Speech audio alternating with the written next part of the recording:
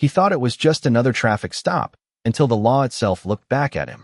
The red and blue lights cut through the quiet highway like a warning no one could ignore, flashing against the glossy black surface of a luxury sedan gliding at exactly 65 miles per hour. Not a mile over, not a single mistake in sight. And yet Officer Ryan Cole had already made up his mind before he even touched the siren, his fingers resting on the switch like he'd done this 100 times before, like instinct, like habit, like something deeper than procedure. And as the car slowly pulled over onto the shoulder, tires whispering against the asphalt, Danielle Brooks kept both hands on the steering wheel, her posture straight, her breathing calm, her eyes fixed ahead as if she had already seen this moment play out long before it began. Because sometimes you don't need to hear the accusation to feel it coming. Sometimes the silence says enough. And when Ryan stepped out of his patrol car, adjusting his belt, scanning the vehicle with a narrowed gaze, there was already a story forming in his head, one he didn't question, one he didn't need to prove, because to him, this scene made sense in a way that didn't require evidence, only assumption. And as he approached the driver's side window, the faint glow of the streetlight revealed Danielle's face, composed, unreadable, her presence quiet but unshaken, the kind of stillness that doesn't come from fear but from control. And for a brief second, something in the air shifted, something subtle, almost invisible, like the moment before a storm changes direction. But Ryan didn't notice, or maybe he chose not to, because his voice came out sharp, rehearsed, carrying the weight of authority without hesitation, asking for license and registration with a tone that didn't invite conversation, only compliance. And Danielle responded without a word, her movements precise, unhurried, as she reached for her documents, her fingers steady, her eyes never quite meeting his, not out of submission, but as if she were measuring something far beyond the moment. And the passing cars slowed just enough for curious glances, headlights flickering across the scene, capturing fragments of a story no one fully understood yet. And Ryan leaned slightly closer, his eyes scanning the interior, the dashboard, the stitching of the seats, the subtle details that didn't align with the version of reality he had already accepted. And that's when the question came, not neutral, not procedural, but edged with something heavier, something loaded. Is this your vehicle? And it hung there between them, heavier than it should have been, heavier than a simple inquiry, because it wasn't just about the car. And Danielle paused, just for a second, not long enough to seem hesitant, but long enough to feel intentional. And in that silence, something shifted again, something deeper this time, like a line being drawn that only one of them could see.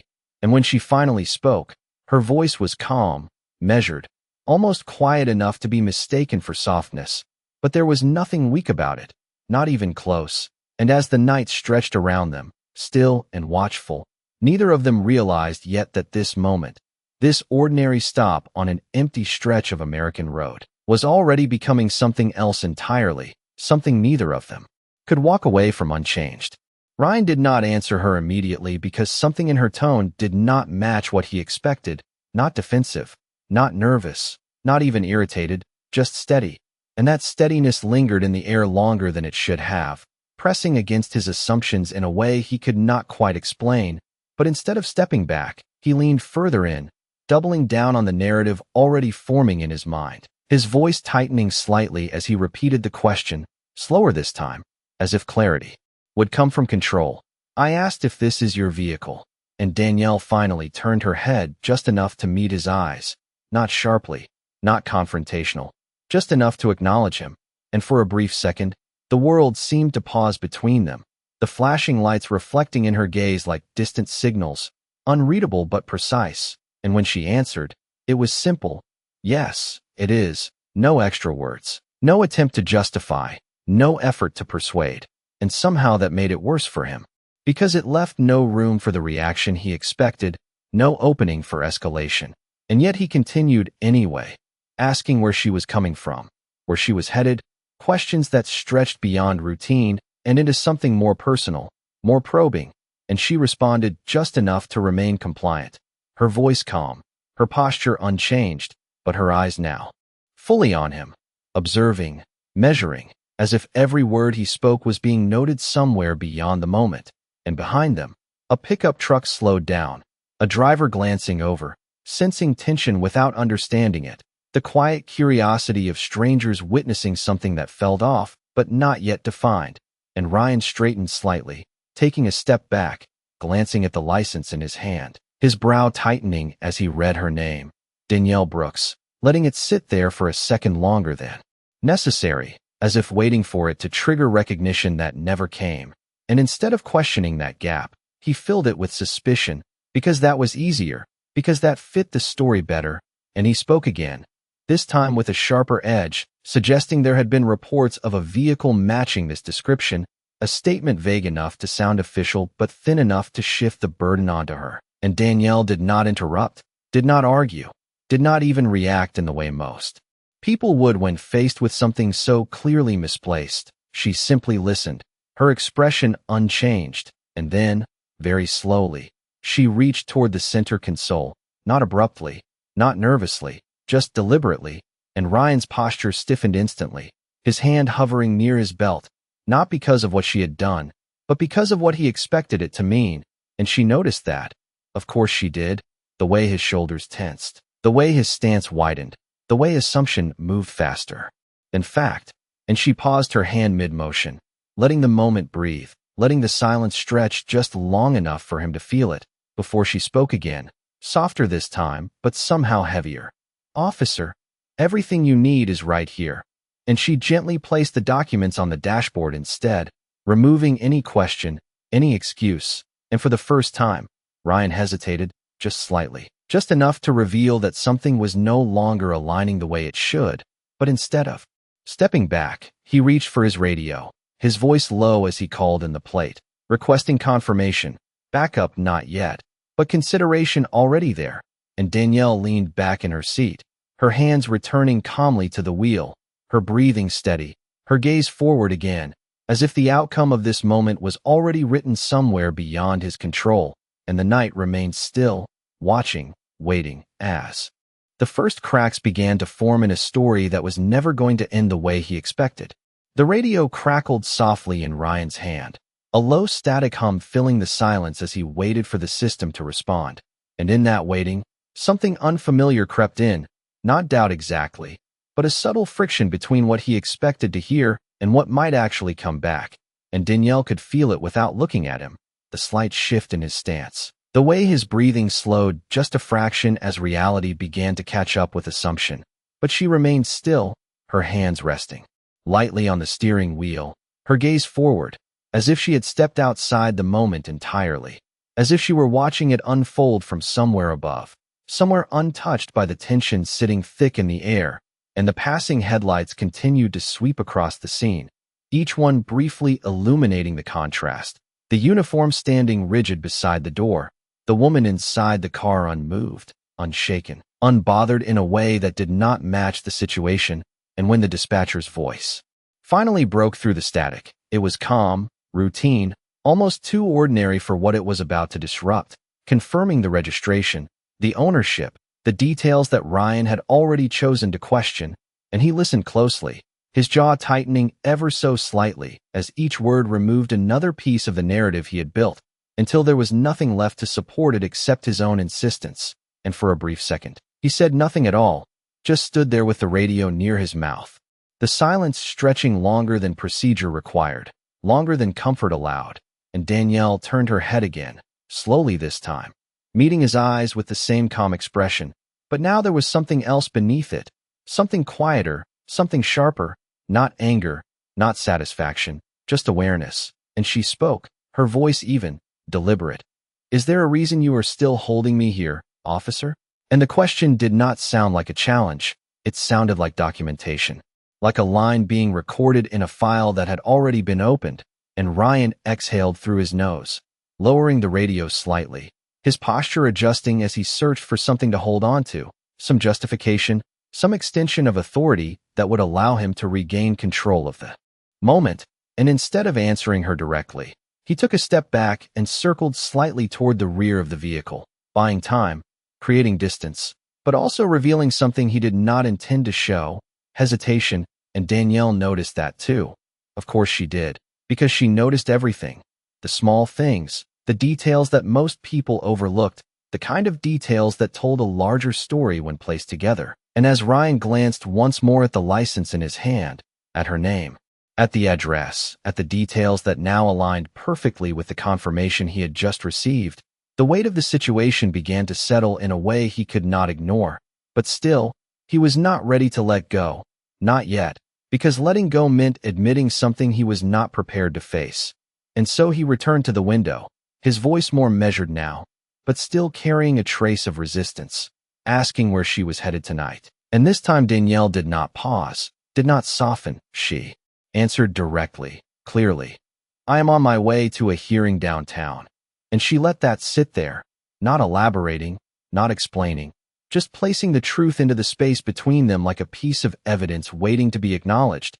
And something about the way she said it, the certainty, the lack of hesitation, the complete absence of concern, made the air feel heavier, made the flashing light seem louder, made the entire moment stretch beyond what it had been just minutes ago, because this was no longer just a stop on the side of the road. It was something else now, something shifting, something turning, and Ryan could feel it, even if he did not yet understand what it meant. Ryan held her words in his mind longer than he expected. A hearing downtown. Simple, direct, but something about the way she said it did not fit the usual pattern. It did not sound like someone offering an explanation. It sounded like someone stating a fact that did not require permission, and that difference settled into the space between them like weight, quiet but undeniable. And for the first time since he stepped out of his patrol car, Ryan hesitated before speaking, his eyes flicking briefly toward the dark stretch of road ahead, then back to her, as if searching for something he could not name, something that would bring the situation back into familiar territory. But the moment had already moved past that point, and Danielle remained exactly where she was, hands steady, posture composed, her presence unchanged despite everything that had just unfolded, as if none of this was unexpected, as if this was not the first time she had sat in a car under flashing lights while someone else tried to define her place in a story they did not understand. And that quiet certainty made it harder for him to continue the way he had started. But still, he tried, asking another question, this time slower, more careful. What kind of hearing? And even as the words left his mouth, there was a shift in his tone, less force, more caution, like someone stepping onto uncertain ground without realizing it. And Danielle let the question sit for a second, just long enough to acknowledge it, just long enough to let the silence stretch again, not as resistance, but as control. And when she answered, her voice carried the same calm precision. A case involving misconduct, she said, not raising her voice, not emphasizing a single word, and yet every syllable landed with quiet clarity. And Ryan's expression changed, only slightly, a tightening around his eyes, a pause in his breathing, because that word, misconduct, lingered in a way he could not easily dismiss. It reached beyond the surface of the conversation and touched something deeper, something closer to the situation than he wanted to admit. And for a brief second, neither of them spoke, the flashing lights continuing their steady rhythm, casting alternating shadows across the road, across his uniform, across her face. And in that rhythm, something began to shift again, not outwardly, not in a way anyone passing by would immediately notice, but internally, in the space where assumptions meet reality, where certainty begins to crack. And Ryan glanced back toward his patrol car, toward the dashboard. Camera recording everything without pause, without bias, capturing every word, every movement, every second of silence. And that realization settled in quietly, but firmly, because it meant this moment was not just happening, it was being preserved, and Danielle knew that too. Of course she did. The slight glance she gave toward the front of his vehicle was enough to confirm it, not obvious, not deliberate, just a brief acknowledgement that said more than any explanation could. And when she looked back at him, her expression had not changed, but the air around her felt different now, heavier, more grounded, like someone who was no longer just present in the moment, but fully aware of its direction. And Ryan shifted his weight again, the confidence that had guided his first steps now replaced with something less stable, something searching. And when he spoke again, it was no longer about the car, no longer about the stop. It was about understanding, even if he did not fully realize it yet. Are you saying you work in the legal system? and Danielle did not answer immediately, not because she needed time, but because she chose to let the question exist on its own for just a moment longer. And then, with the same steady tone, she replied, "Yes." Nothing more, nothing less. But in that single word, something irreversible had already begun.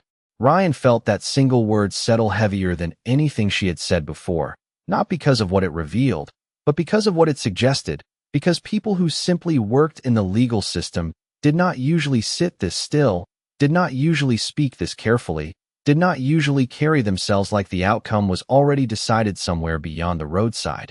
And for the first time, his confidence did not just waver, it recalibrated, shifting into something more cautious, more aware, as he looked at her again, really looked this time, noticing the details he had overlooked before, the precision in her tone, the absence of hesitation, the quiet authority that did not need to be announced to exist, and it made him step back slightly, not physically at first, but mentally, as if the ground beneath the situation had changed without warning, and Danielle watched that shift happen in real time, not reacting, not pushing, simply allowing it to unfold, because she knew something he did not.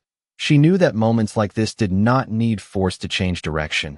They only needed truth, and truth had a way of arriving exactly when it was supposed to. And Ryan cleared his throat, adjusting his stance again, his hand briefly brushing against the radio at his shoulder, as if considering another call, another confirmation, something to anchor him back into control. But instead he asked, "What is your role?" And this time, the question did not sound like an accusation. It sounded like uncertainty dressed in procedure, and Danielle let her gaze rest on him fully now, no longer looking past him, no longer observing from a distance, but engaging, directly.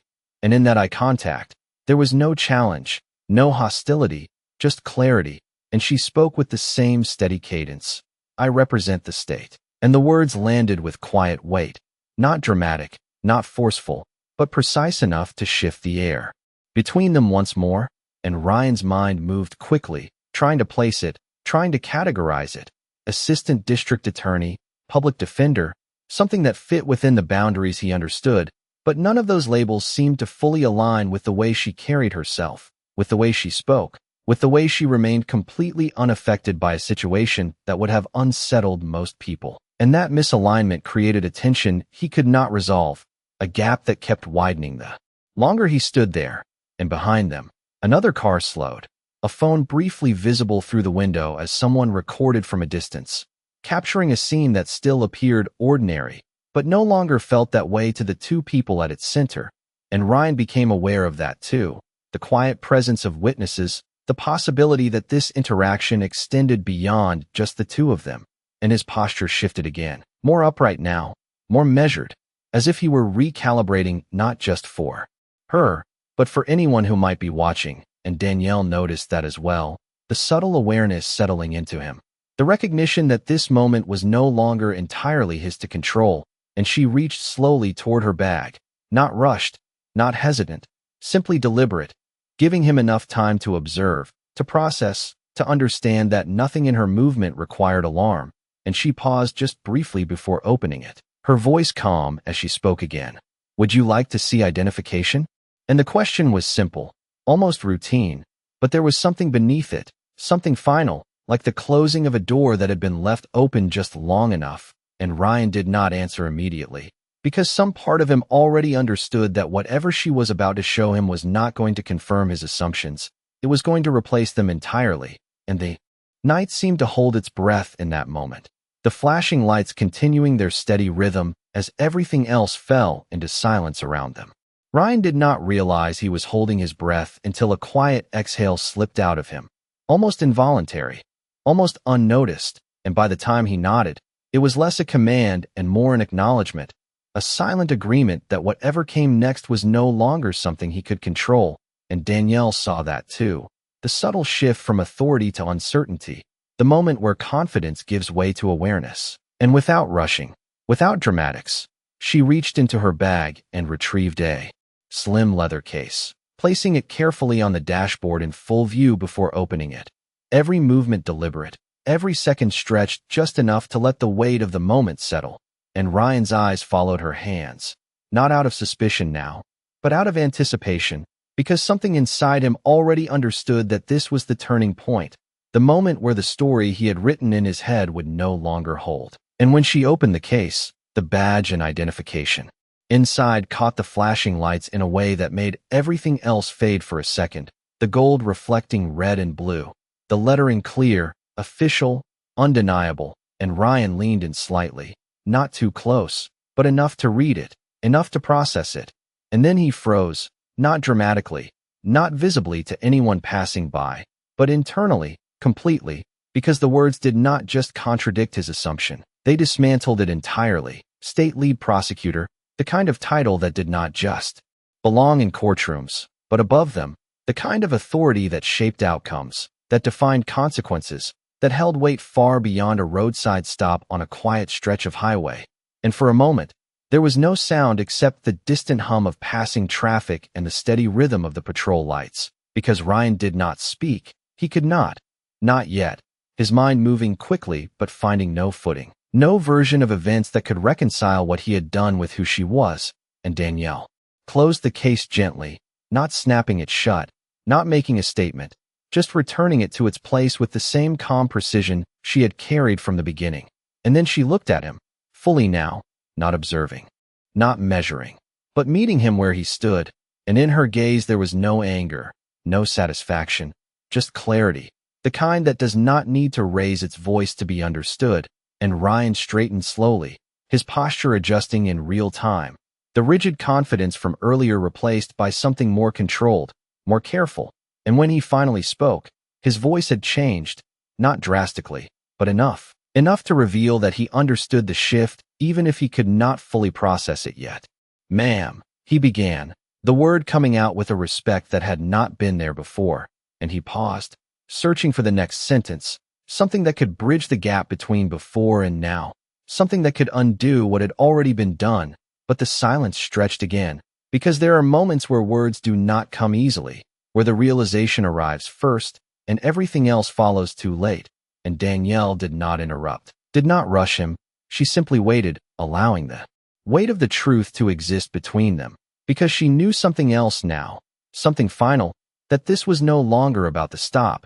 It was about what happened next. And somewhere behind them, another car slowed, another pair of eyes taking in the scene, unaware that they were witnessing the exact second where power had quietly, completely, and irreversibly changed hands. Ryan's voice lingered unfinished in the air, that single word, "ma'am," hanging heavier than anything he had said before, because it carried with it the quiet admission that the moment had shifted beyond his control.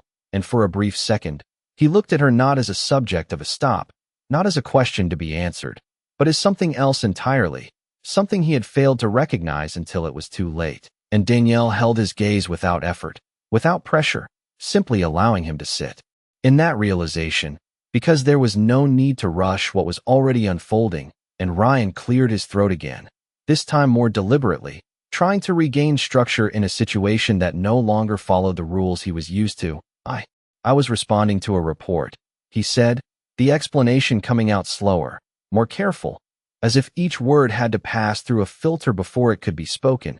And Danielle listened, not interrupting, not challenging, just absorbing, the way someone does when they already understand more than what is being said. And when he finished, she nodded slightly, not in agreement, but in acknowledgement, as if she had heard this kind of explanation before, as if it belonged to a pattern she knew well.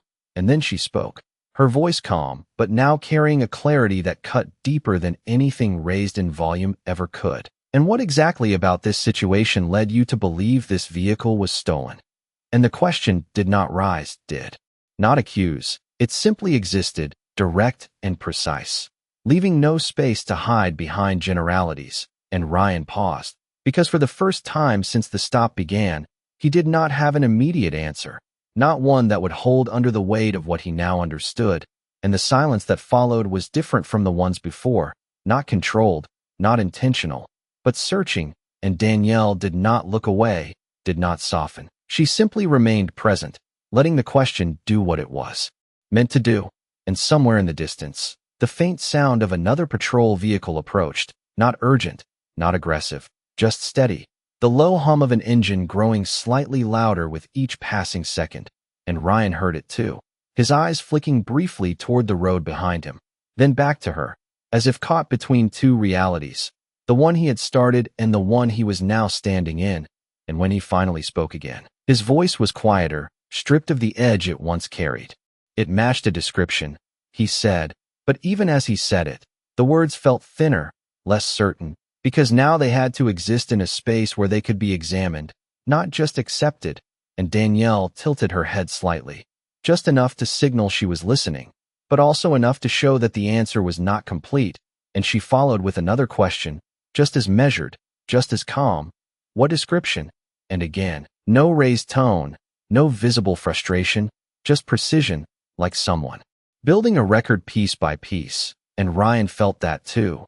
The shift from control to accountability, the realization that every word now mattered in a way it had not before, and behind him, the approaching headlights grew brighter, washing the scene in a new layer of light, signaling that this moment was about to expand beyond just the two of them. And Danielle remained still, her posture unchanged, her presence unwavering, because she understood something Ryan was only beginning to realize, that the moment you are asked to explain your assumptions is the moment they begin to lose their power. And now, standing there under the flashing lights with another unit arriving and the night no longer quiet, Ryan was no longer leading the situation. He was inside it, and every second that passed made that truth impossible to ignore. The second patrol car rolled in without urgency, its headlights sweeping across the scene before coming to a slow stop behind Ryan's cruiser, and the shift was immediate. Not loud, not chaotic, but undeniable, because what had been a quiet roadside encounter was now something else, something observed, something shared, and Ryan felt it the second the door behind him opened. The presence of another officer stepping into a moment he no longer fully controlled, and for the first time that night. He did not turn right away, did not greet or direct. He simply stood there for a fraction of a second longer than expected, as if deciding which version of himself to present. And Danielle noticed that too. The hesitation, the calculation, the quiet awareness that this was no longer just about her. It was about what would be seen, what would be remembered, what would be questioned later. And when Ryan finally turned, his posture had changed again, straighter, more formal, the kind of stance that appears composed but carries something unsettled beneath it. And the second officer, a woman named Officer Melissa Grant, approached with measured steps, her eyes moving from Ryan to Danielle, and then briefly to the open driver's side window, taking in the situation without speaking, because sometimes the atmosphere tells you more than words ever could. And Ryan spoke first, his tone controlled, almost neutral, offering a brief explanation that sounded procedural but lacked the certainty it might have carried earlier, mentioning a possible vehicle match, a routine stop. Nothing escalated, nothing unusual, and Melissa listened, nodding slightly, but her gaze lingered just a second longer on Danielle, on the calm stillness that did not match the explanation, and Danielle met that look without effort, without tension, simply acknowledging it. And in that brief exchange, something passed between them, not spoken, but understood, the kind of understanding that comes from recognizing when a situation is not what it claims to be. And Ryan turned back toward the car, as if reclaiming the lead. But the moment had already shifted beyond that, and Danielle spoke again, her voice steady, clear, carrying just enough to reach both of them. "Officer, I have asked for clarification, and I am still waiting." And the words did not challenge, they did not accuse. They simply continued the line of inquiry she had already established, and Melissa's attention sharpened slightly, her posture adjusting just enough to signal that she was now fully engaged, and Ryan felt that too. The subtle shift of being observed not just as an officer, but as part of a situation that required explanation. And when he responded this time, his words were more careful, more deliberate, repeating the idea of a description, a report. But now those words felt thinner under the weight of another presence, under the weight of someone else listening, evaluating. And Danielle did not interrupt, did not push. She simply allowed the explanation to exist as it was, incomplete. And then she reached once more for the small leather case, opening it again, not for Ryan this time, but angled just enough for Melissa to see. And the reflection of the badge caught the light once more, clear, unmistakable, and Melissa's eyes focused instantly. Her expression shifting in a way that was subtle but undeniable, recognition, followed by a quiet recalibration. And she looked at Ryan, not sharply, not accusing, but with a question that did not need to be spoken.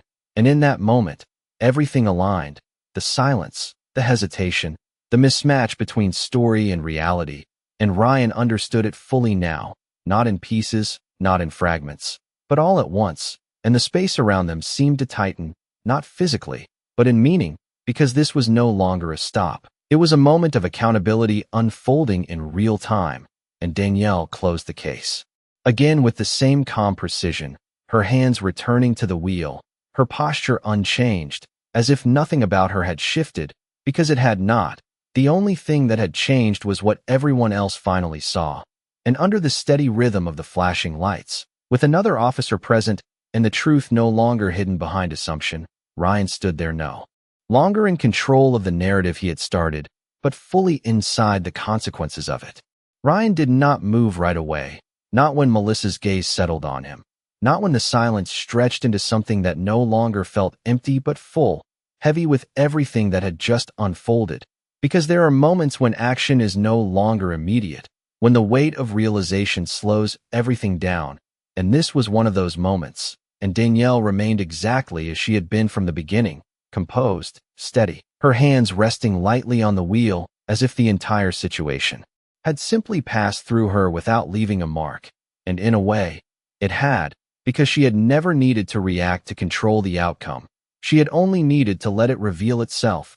And Melissa stepped slightly closer to Ryan, not intruding, not commanding, but present in a way that made the situation undeniable, her voice low enough to remain professional, but clear enough to carry meaning. Is there an issue here? And the question was simple, but it carried more than it appeared to, because it was not just about the stop, it was about everything that had led to this point, and Ryan felt that, every layer of it, the assumptions, the hesitation, the realization, all converging into a single moment where he had to decide what came next. And when he finally spoke, his voice was measured, controlled, but no longer leading. "No, there is no issue," he said, the words deliberate, chosen, not because they were easy, but because they were necessary. And Danielle listened, her gaze steady, her expression unchanged, as if she had expected nothing less. And Ryan took a small step back from the vehicle, creating space, not as authority, but as acknowledgement. And in that movement, something subtle but important shifted, the kind of shift that does not need to be announced to be understood. And he returned her documents carefully, his hand steady now, his tone formal. "You are free to go." And the sentence landed with a finality that echoed beyond the roadside, beyond the flashing lights, beyond the presence of another officer, because it marked the end of something that had begun with certainty and ended with understanding. And Danielle accepted the documents without comment, her fingers closing around them with the same calm precision she had carried from the start. And for a brief second, she looked at Ryan, not with judgment, not with anger, but with something quieter, something deeper, recognition, the kind that does not excuse but does not need to condemn either. And then she spoke, her voice even, grounded. "I hope the next person you stop does not have to answer for assumptions." And the words were not loud, not dramatic, but they settled into the space between them with more weight than anything that had come before.